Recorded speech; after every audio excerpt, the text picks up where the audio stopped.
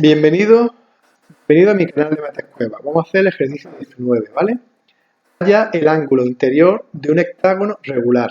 Halla también su ángulo central. Vale, acordaros la fórmula de los ángulos, la suma de ángulos interiores. ¿Cómo era la fórmula? La suma de ángulos interiores era número de lados menos 2 por 180.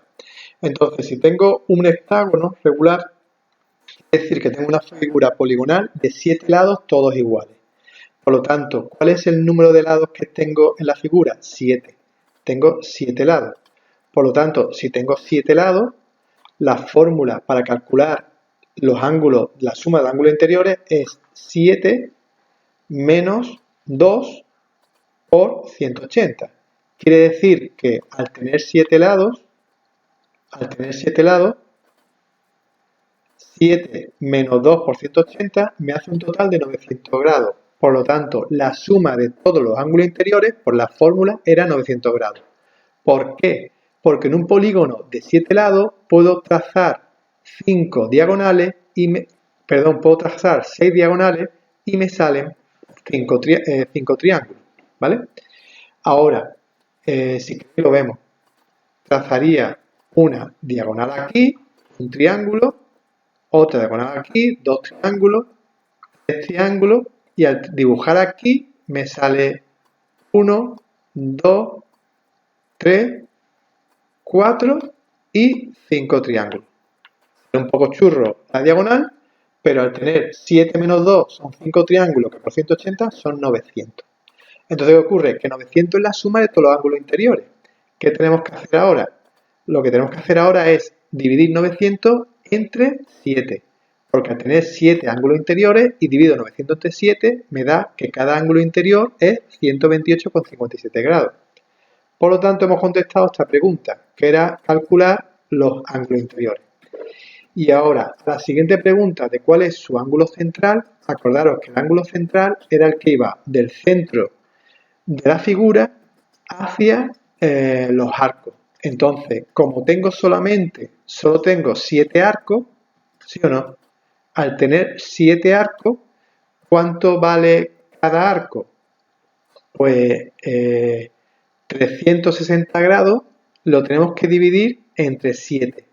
Si divido 360 grados entre 7, que son los lados que tiene, bien, como hemos visto antes, había que dividir 360 grados entre 7, porque una vuelta completa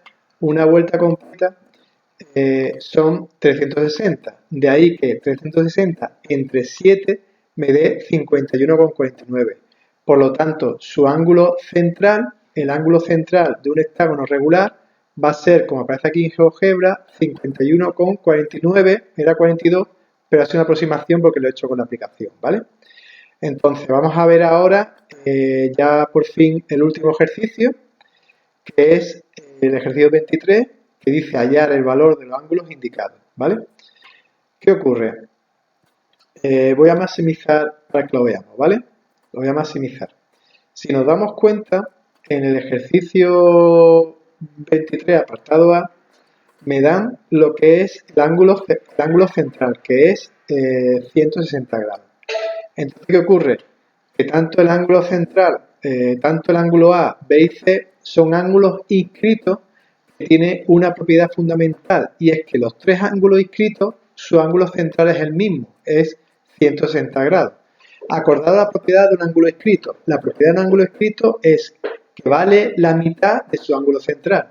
De ahí que tanto para A, B y C, lo único que tenéis que hacer es dividirlo entre 160 entre 2. Y me da que tanto el ángulo A como el ángulo B como el ángulo C vale 80 grados. Lo repito. ¿Por qué? Porque esos tres ángulos, su ángulo central es el mismo. De ahí que sea 160 entre 2. Ahora, vámonos con el B, que es un poquito más largo. En el B me dan un ángulo inscrito, que es este ángulo de 40 grados, y me piden el ángulo A. Vamos a pensar, ¿qué me están pidiendo? Me están pidiendo el ángulo central, cuyo ángulo inscrito es 40.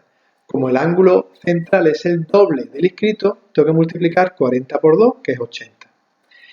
De ahí que el ángulo A, que es el ángulo central del ángulo inscrito 40 sea 40 por 2 con 80.